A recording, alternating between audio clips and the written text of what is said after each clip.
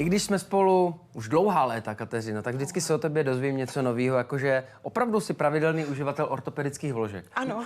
Po letech přátelství člověka překvapí už méně věcí. Ubývá témat k hovoru společných, ale mě to u Kateřiny opravdu překvapilo a není náhoda, že tady máme Michala Babola, zástupce společnosti, výrobce ortopedických vložek. Dneska o ně soutěžíme dokonce. Hezké ráno přeji. Dobré ráno. Krásné ráno. Michale, proč vlastně lidé by měli používat ortopedické vložky? Jakou vlastně roli hrajou ty vložky při chůzi?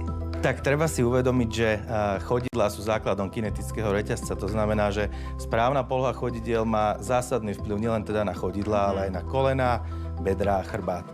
Z tohto dôvodu je potrebné určite, keď sú tam nejaké problémy, či už zdravotného charakteru, buď bolesti alebo nejaké deformity, tak zvážiť určite používanie ortopedických vložiek. Máte pravdu, že když ty vložky opravdu nosím, tak záda jsou úplně v klidu a přestanou bolet. Je to opravdu zázrak. Je to absolutní zázrak. Dominiku, to je game changer. Vložky do bot, jo, věř mi. Mě přítelkyně prala boty, nechala vložky vedle na topení a já půl roku jsem si je nedal zpátky do bot a chodím bez nich, takže možná... No to teda bude. Možná, kdybych přestoupil na ty ortopedické a věděl, že mi to formuje nohu, jak má, tak bych si je přidával z bot do bot. Vy máte ale nějakou univerzální novou technologii? Speciální. Speciální. Áno, presne tak. Existujú rôzne typy vložiek. To znamená, že máme teda na jednej strane tie klasické vložky, ktoré všetci poznáme. A potom tu máme napríklad aj vložky, ktoré využívajú vodnú technológiu. To sú aj tieto tu. Keď si pozriete, vlastne princíp funkčnosti takýchto vložiek je ten, že vo vnútri vložky sa nachádza voda. Je to uzavretý systém a tá voda sa prelieva a vytvára tlakové vlny presne tam, kde je vlastne najväčšia záťaž v rámci toho chodidla. To znamená, keď chodíme, tak tá voda nám jemne masíruje to celé chodidlo a tým aj aktivuje svaly a šlachy v chodidle. To je, tá aktivácia svalov a šľach v chodidle má zásadný vplyv či už na úľavu od bolesti, ale aj taktiež na správne držanie tela. To je taký ten rozdiel medzi týmito vložkami a klasickými vložkami, ktoré sú bežne dostupné. Keď chcete, môžete si... Jasné, tuto som ich položil na zem. Netreba sa ani vyzúvať. Nevyzúvať teda. Nie. Stačí sa na ne postaviť. Ano. A skúste si to vlastne tak, že keď sa prehúpnete smerom na špičky a tak razantne skúste spadnúť na päty a cítite tam teda ten pohyb tej vody. To cítím hodně i přes boty, to je zajímavý, i přes drážku. Áno. Tyhle vložky asi nestříhat do bot. Já jsem vždycky zvyklý, jak to upravuju nůžkama, nebo vytekla. Nie.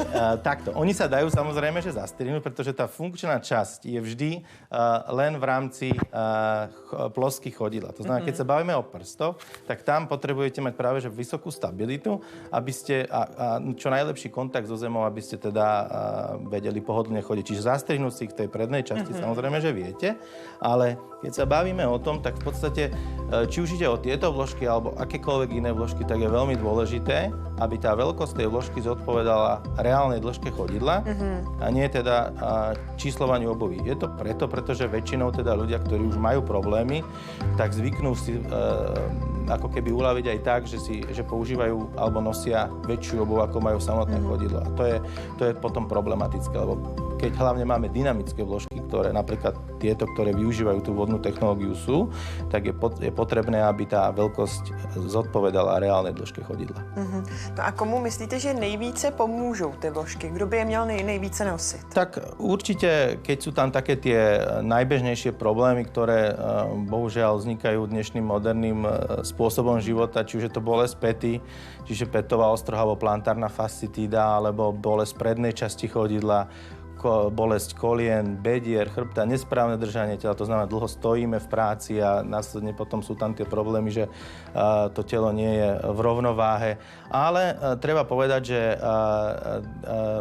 tento nový typ vložiek, ktoré teda sú už momentálne teraz sa nejakým spôsobom dostávajú do popredia, neriešia len symptomatické problémy, to znamená tieto bolesti, ale taktiež sú veľmi užitočné aj ako rehabilitačná pomôcka pri problémoch, ako je skleróza multiplex, alebo teda roztrúsená skleróza, lebo tam je problém s rovnováhou.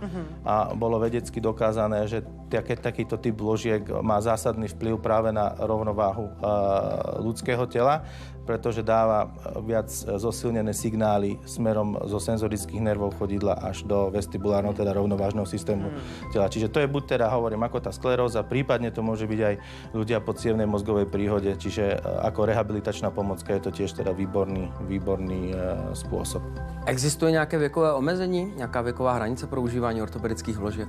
Určite nie. Ako zo skúsenosti, respektíve z praxe je známe, že čím je človek mladší, to znamená, keď sa bavíme o deťoch, tak je dôležité hlavne vtedy práve precvičovať to chodidlo, lebo vtedy tá klemba ako keby a celé chodidlo nie je dovyvinuté, alebo ten vývin toho chodidla nie je ukončený a vtedy je práve, že to má zásadný vplyv na to, aby to rodičia nepodceňovali a riešili to napríklad aj určite návštevou špecialistu, ktorý teda bude vedieť najlepšie doporučiť ten postup. Čo sa týka už potom nás ako dospelých, tak tam už si vieme ako keby len pomôcť, čo sa týka tej úľavy väčšinou, že ten vývin toho chodidla je ukončený a samozrejme neznamená to, že nevieme ten nejaký taký nepriaznivý stav korigovať, ale už to nie je také jednoduché ako pri deťoch.